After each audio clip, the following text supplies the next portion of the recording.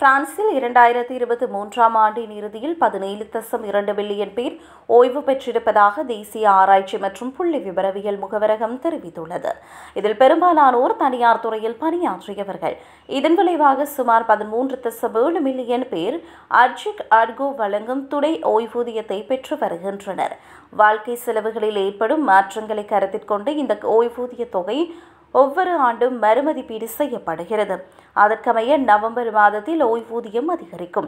2023ஆம் ஆண்டின் இறுதியில் கையெழுத்தான தொழில்முறை ஒப்பந்தத்திற்கமைய 2024 முதல் 2026 வரையிலான ஆண்டுகளில் அட்ஜிக் அர்கோ ஓய்வூதியங்கள் இன்சி வெளியிடும் நுகர்வோர் விலை குறியீட்டை பின்பற்றும்.